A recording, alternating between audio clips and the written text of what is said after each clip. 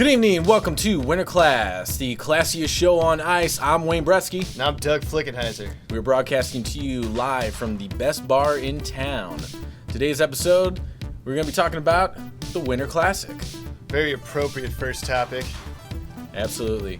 The Winter Classic has become a marquee event of the NHL regular season. It's a great event, always draws big crowds, and probably one of the best parts about the Winter Classic is the jerseys. That's right. The whole uniform, seeing both teams revive history. It's a delight for fans and the players alike. Absolutely. Merchandise, always a big seller too. So without further ado, we're going to dig right into it. The very first Winter Classic, 2008. Yep, we had Buffalo and Pittsburgh in Buffalo. It's a sweet venue to be at. We had a lot of snow at that game. Went into great shootout overtime, and the uniforms we saw for that started a great trend that resonated throughout the league, especially with Pittsburgh's ice blue uniforms. Absolutely. Both teams would bring these looks back for either alternates, or for Buffalo at the time, they were still dealing with the Buffa Slug. They brought back the classic look, though, as a third jersey, used as their blue one instead of the white one for the actual Winter Classic. But they would eventually update this look, make it the full-time home and road set. Yeah. Going back to the inaugural season look. Just adding silver. Just minor tweaks to it, but basically resurrected their 78 to 80 uniforms with some proportional differences with the stripes, like the shoulder a little thicker with the yellow on the originals than it was on this, and I think just the main difference is definitely the stripe pattern on the socks. Instead of having those three stripes, they just made it the same that you see on the elbows of the sleeve.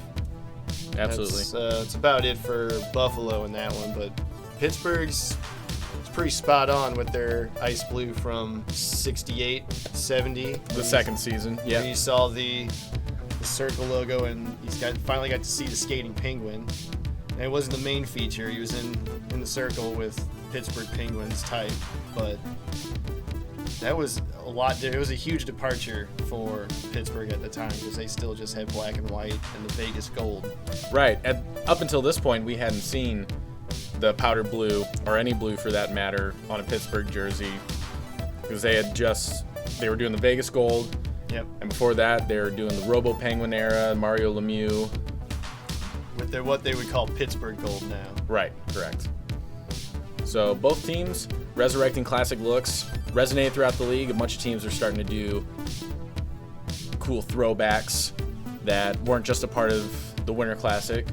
They're instilling more third jerseys, bringing alternates back, since this is also right after the Reebok Edge program took over as well. That's right. And Pittsburgh adopting their Winter Classic uniform the next season was huge for everyone else to jump on board and start that trend. So they really started adopting that look, and it made sense for them to do it. They didn't have a third uniform, so using that one, fans bought it up. You saw them everywhere. Absolutely. And they're still one of the most popular sweaters out there. For sure. In terms of the NHL. I still see people buying them. That's right.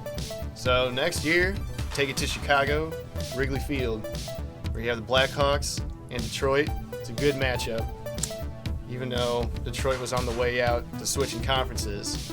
But since this is a historical look, it made sense to have Detroit and Chicago play each other. Absolutely, absolutely. Detroit resurrecting the D type from the Detroit Cougars era, the 1926-27 styled jersey. Got the thick red stripe right across the chest there. That's right. And then just the classic D, which you see in a lot of Detroit lettering. I believe one of the design choices behind it when they were talking about this was just a good unifying identity for Detroit sports teams. That's right. You see the Detroit Tigers. They have a black letter, Old English style D that they wear on their ball caps and on their jerseys. So this one was worn by the Cougars, very old hockey team in Detroit. Only differences with the Winter Classic uniform is They used red pants instead of white pants, Right. and they wore red helmets. And back then, they didn't wear helmets, so Right. they didn't have really much of a reference to go off of. So, But it looked really good. I was always a big fan of colored helmets on white jerseys. I understand the reasoning behind it, but still, it's a good contrast to just the plain white jersey that you got going on. that's right. The other, it's a tiny little note, but they did keep the winged wheel on the shoulder, which obviously didn't exist back in the original iteration of the Cougars jersey. That's a good point. What the Blackhawks did, resurrected a few different pieces of their uniform history. Now, the design of the uniform was from the 35-37 era, but the logo was different. This one was used from 41 to 47, and then it made a reappearance when they had to turn back the clock in the 91-92 75th anniversary season. So, main differences with this one, you don't have those vintage white pants Right. that they would have worn back then, and the socks were also a vintage white. So they kept that black and black socks to match all that. So that's my favorite Blackhawks uniform. Absolutely. It was the only one thus far that's really kind of thunk outside of the box as far as their jersey history. Yeah, they've been unfortunate in that they've been the visiting team for their other Winter Classic and even Stadium Series appearances. However, there's still something more they could have done with some of these other iterations other than just moving the Sea Tomahawk logo or giving us a slightly different version of the Chief Blackhawk logo. That's right. But the other thing about this crest, I know from some of the other iterations, the head inside of that logo, the Chief Blackhawk head, was red.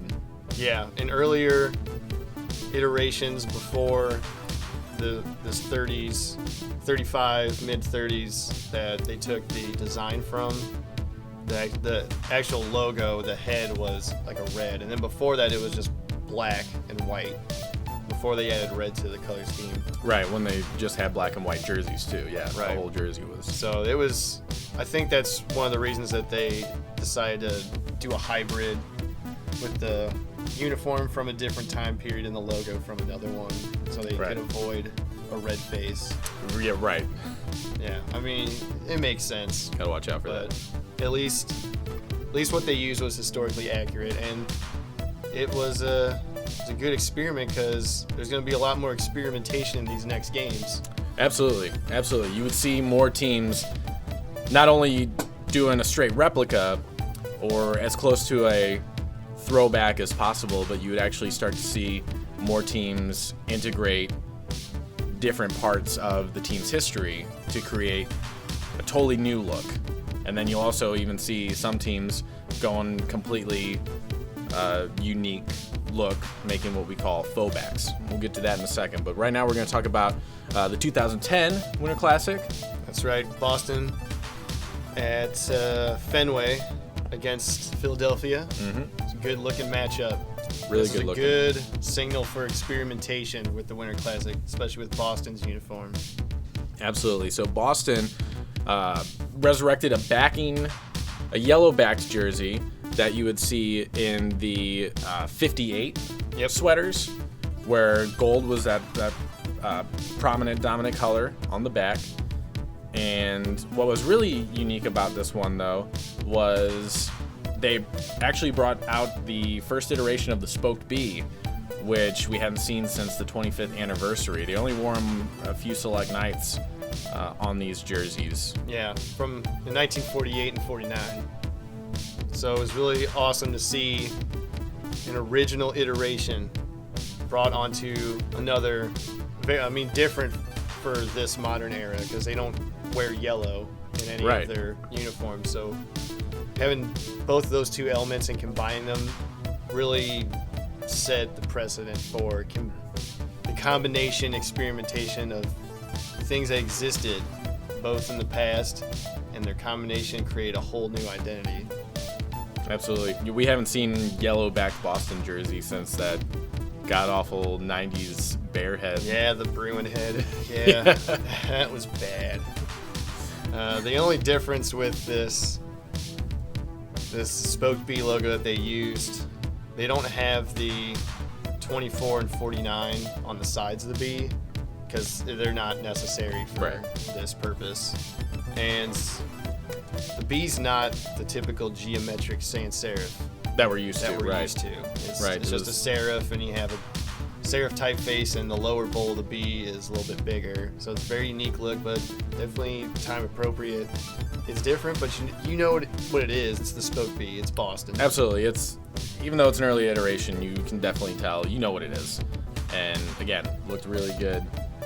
And then we have Philadelphia, who at the time weren't doing this yet, but they resurrected the inaugural season look. That's right. They used it as their third uniform right before they were in this game. So they decided, since they're a away team, let's just do the white version. Mm-hmm. And this version's more accurate to what they wore in 1972, just because of the numerals on the back. The original ones didn't have any outlines to them.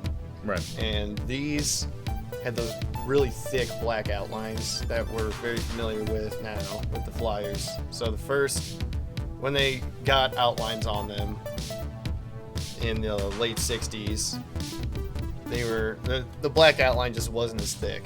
So the ones that you see in these Winter Classics and then what they wear now is definitely more appropriate and of 1972 what they started with those uniforms, and those lasted for a long time. Right, absolutely.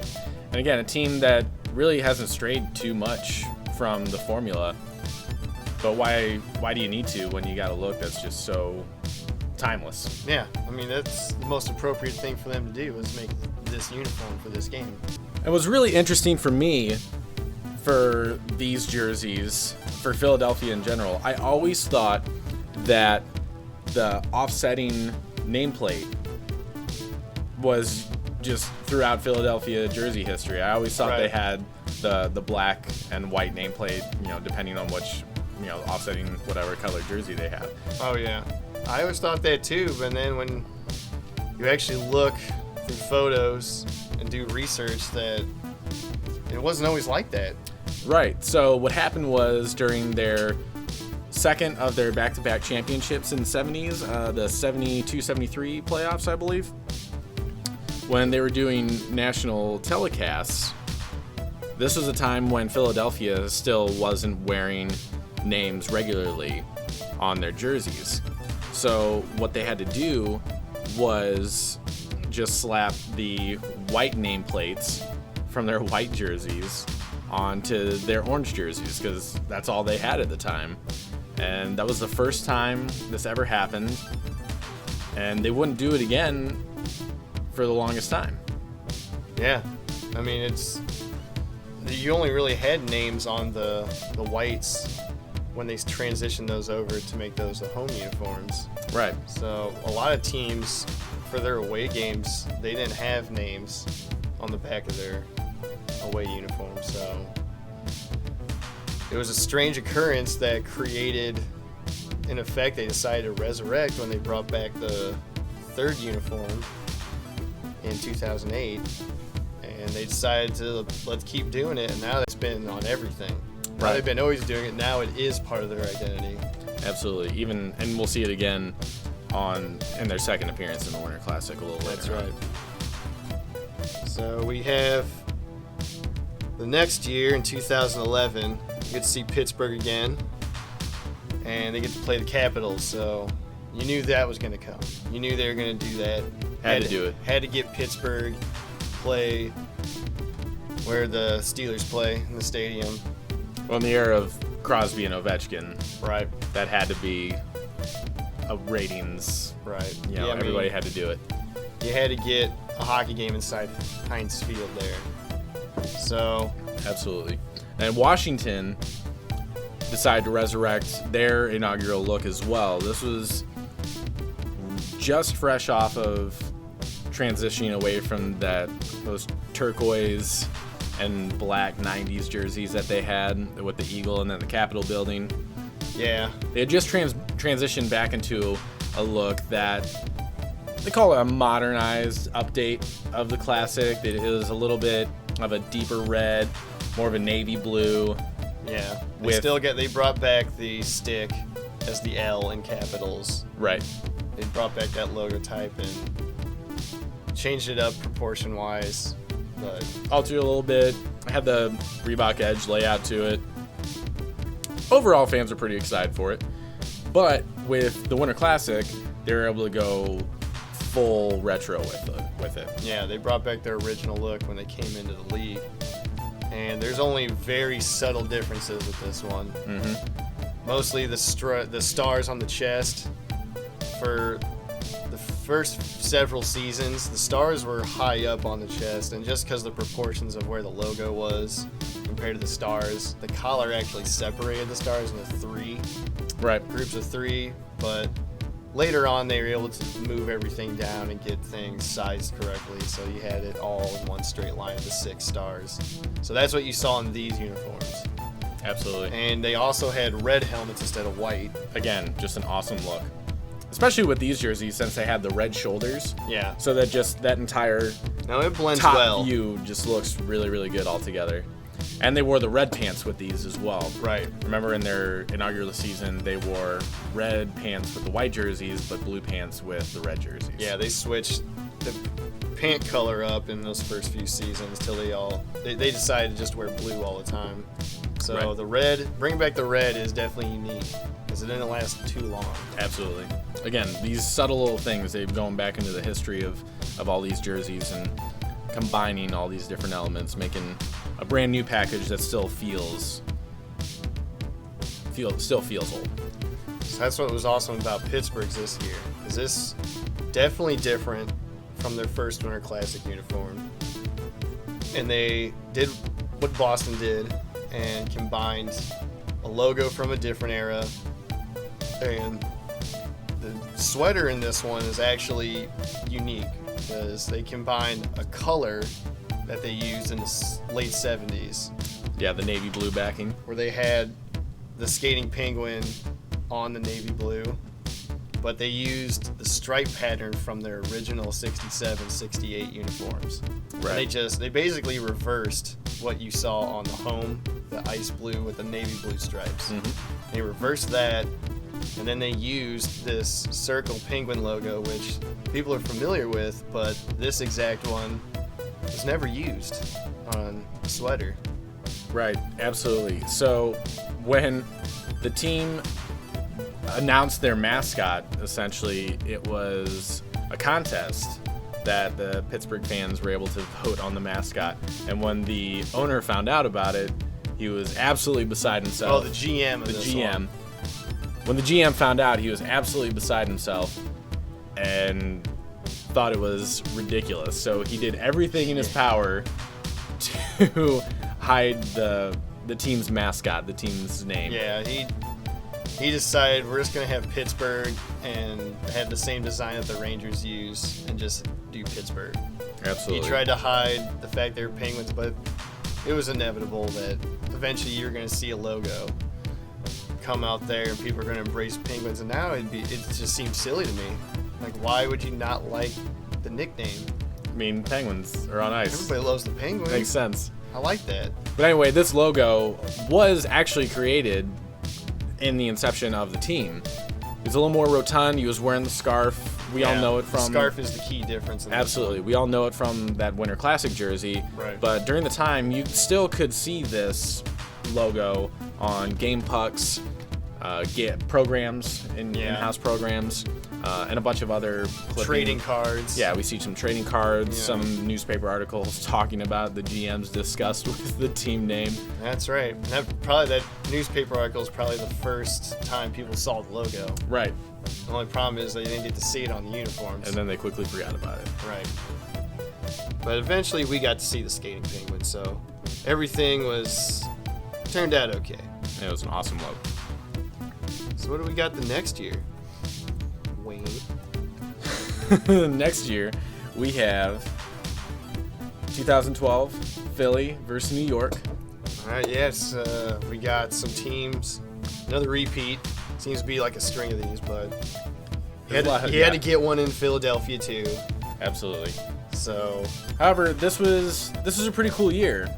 Both teams would create what we call faux-backs. Completely original designs. Sure, there's homages, but it's not going off of a direct reproduction of anything, really. Right. These are completely new designs that just have that vintage feel to them. So with Philadelphia, not a whole lot as far as their jersey history is concerned. Yeah, they had the Lindros era with the black trim becomes more prominent.